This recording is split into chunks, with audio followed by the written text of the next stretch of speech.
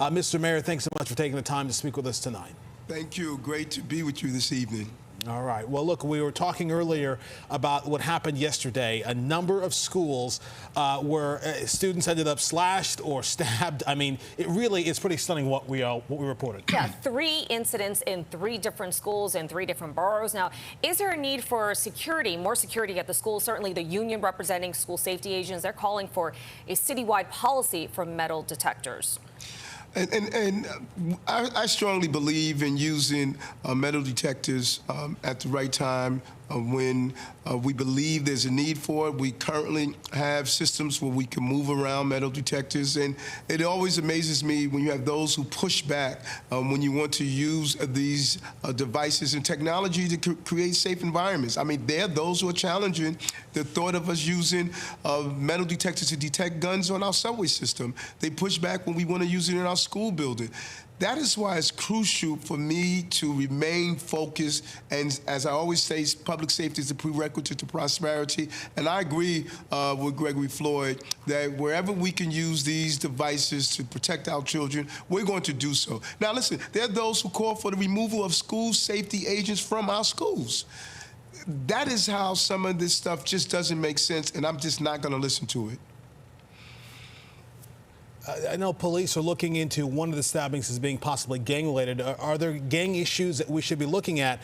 And then I'm thinking about, here we are in May, next month, kids get out of school, month after that, into August. I mean, what do you think the summer's going to look like if this is what it looks like now? Give them alternatives. Give them things to do. Mommy used to say, an idle mind is the devil's workshop. I mean, all of us have heard that. That is why we put the money into having full school program, from the midnight basketball programs we have to our summer rising, over 110,000 last time, summer youth employment, 100,000. Our young people need things to do, and we want to make sure they have those various things they can do. We were successful last year, and that's why we saw the decrease in crime, and we're going to continue to do it this year. And the NYPD Community Affairs is also doing amazing things, from teaching children how to fly, to teaching them how to play golf, to teaching them various things they can do. We have to give them alternatives. Okay, Mayor, staying on the topic of safety, there have been recent incidents of random attacks. We've certainly seen them on the subway and making headlines nationally. Actor Steve Buscemi randomly punched, and also this week, a mom was walking with her daughter, stabbed while walking on the street. What can be done to prevent these types of crimes and violent incidents? And it makes me extremely angry when you see someone carry out these random acts of violence. And that is what has really overshadowed the success of what we have done in decreasing crime, from homicides to shootings to the 5-7 major crime categories. We have too much recidivism.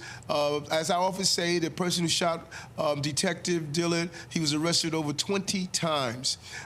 Then we have these random acts of violence, punching women in the face, and then the severe mental health illness. And many times they align with the problems we're facing. And we're going to do our job as the police department, but we want to be extremely proactive and deal with the recidivism issue we have and those who are dealing with severe mental health illness.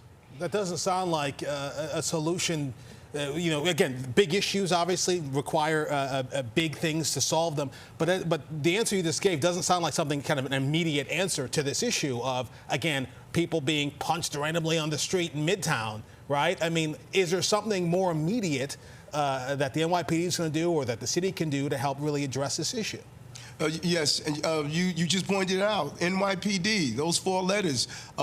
We have been extremely successful in this city in bringing down crime in the city. Double-digit decrease in shootings and homicides. When we took office, we had a 40% spike in crime taking place.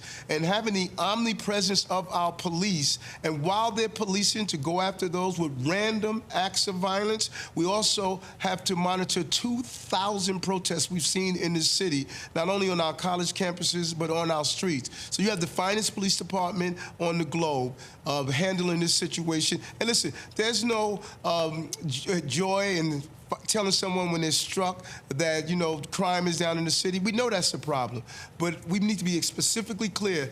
The data is clear. This is the safest big city in America, the safest big city in America, and it's because we have the finest police department in America, apprehending people who commit these random acts and having the omnipresence to give people the security that they desire.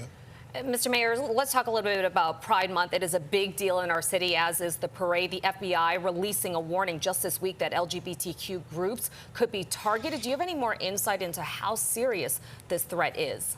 Well, anytime the FBI issues a threat of that magnitude, you have to take it serious. We have one of the best intelligence divisions that monitors the various communication networks, from social media to intelligence that comes to us. And we're going to be proactive, just as we're proactive during other major events such as Ramadan or Hanukkah.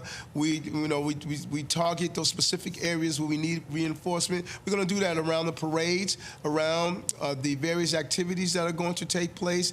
The police department is going to be on top of this, and we're going to communicate with our federal partners to see any leads of anything that looks like it's a specific threat. As of now, we have no specific threat to the city, but we're going to take notice of what the FBI stated. All right, that is obviously important information to put out there, Mr. Mayor. Thank you for that.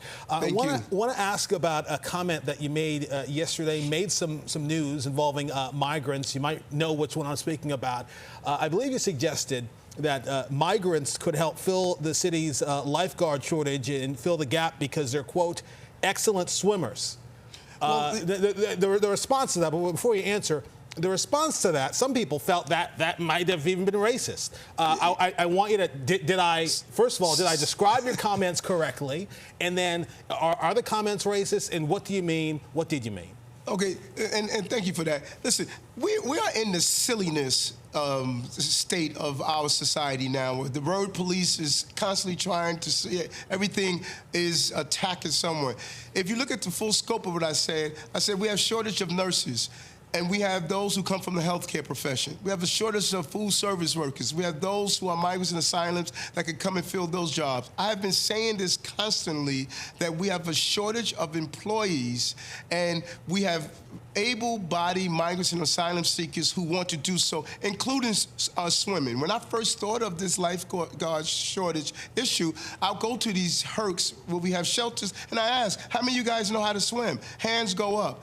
Why are we allowing people to work? Instead of focusing on using politically correct terminology, we need to be focusing on, we have 195,000 people who are here, eligible to work for the most part. We need to be allowing them to work, and I'm not going to be distracted because there are those who want to turn everything into a political ploy. Let's let people work and fill these jobs that we have available. Then we won't have to close beaches. Why are we closing beaches when we have able-bodied people who want to work in our city? Mayor, there are some groups, immigrant advocates, who say they are offended. They're calling for you to apologize. Would you apologize for this? Listen, if I offend someone, I'm not going to interpret someone's pain. If I offended someone, I never want to offend someone. But there was nothing I said that was racist or that was offensive. Asking people to work as a nurse, to work as a food service worker, to work as a lifeguard, we're not going to get into the point that every time a sentence is made, the road police is going to try to make something offensive about it. People know my record on immigration, and they know my record of going to the Darien Gap, going to Ecuador, going to Colombia, going to Mexico, and West Africans who are coming to America, going to West Africa. I know what I'm doing on the ground to help my migrants and asylum seekers, and that's what I'm going to live up to. All right, Mr. Mayor, Mayor Adams, railing against the word police as he joins us live tonight. Thank you so much for the time, as always. Thank you. Take care. All right.